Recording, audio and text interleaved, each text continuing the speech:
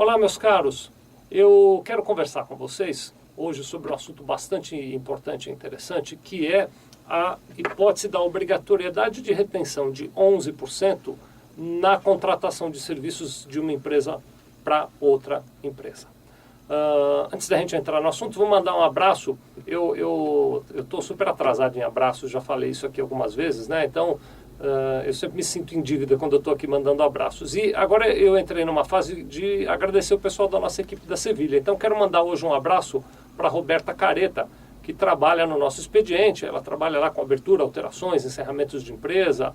Ela também me ajuda bastante quando a gente tem a época do imposto de renda da pessoa física. Enfim, ela acumula aí algumas funções. Roberta, obrigado, é muito bom ter você na nossa equipe, viu?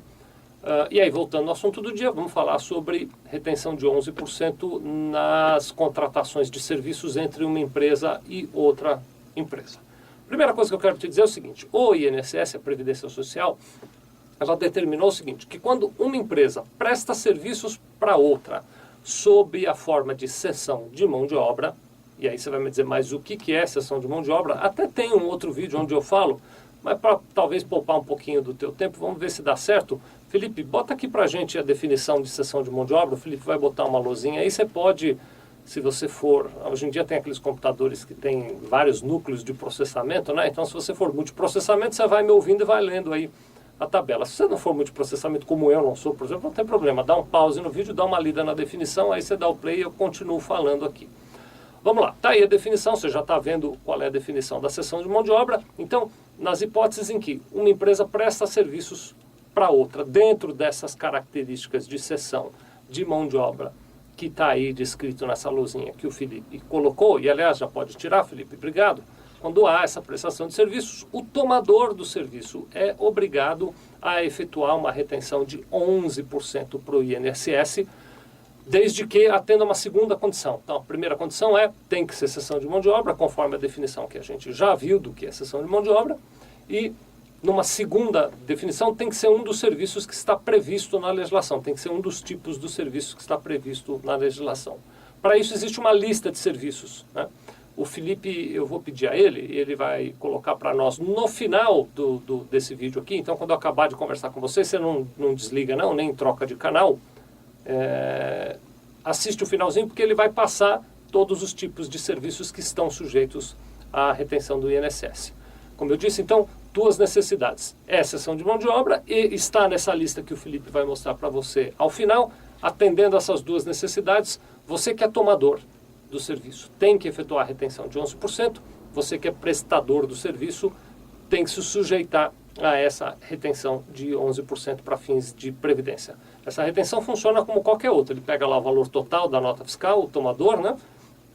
Deduz 11% e paga ao prestador de serviço a diferença, sendo ele, tomador, obrigado a enviar esse dinheiro para o INSS numa guia com a descrição necessária para que o INSS saiba que aquele valor foi retido de você, prestador de serviço.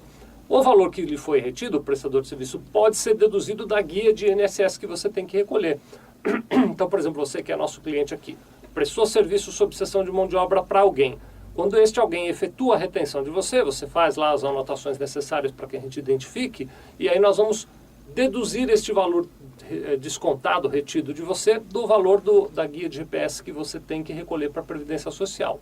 Então, em teoria, não se trata de um custo novo, é apenas uma antecipação. O seu tomador do serviço retém 11% agora, mas você recupera esse valor integralmente lá na sua guia de INSS.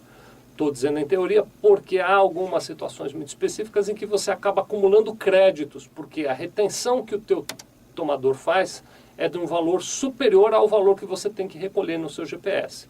Vamos dar um exemplo? O teu tomador reteve lá 11 mil reais de você, o seu GPS a pagar desse mês é de 8 mil, vão sobrar 3 mil, ele reteve 3 mil a mais do que o seu GPS desse mês.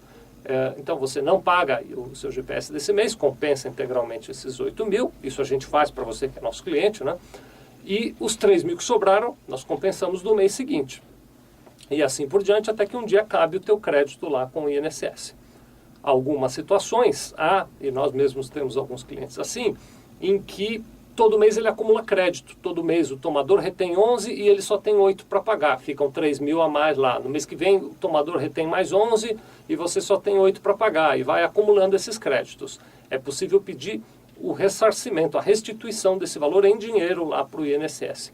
Demora, é um procedimento burocrático, mas é possível pedir essa restituição para que você não tenha prejuízo com isso. Existem algumas exceções a essa regra, que para torná-la boa precisava ter alguma exceção, né? Por exemplo, quem é optante do Simples tem regras especiais, casos de atividades em que o grau de risco, o grau de exposição a risco é maior, podem sujeitar a uma retenção de INSS maior. Enfim, tem alguns detalhes aí que, se você é nosso cliente, no momento da retenção a gente vai te orientar. Mas a regra geral é essa. Não desliga ainda, continua assistindo. O Felipe vai passar para a gente então aqui a lista das atividades, sendo repetitivo, que quando prestadas sob cessão de mão de obra estão sujeitas à retenção dos 11%. Acompanhe a lista aí. Muito obrigado.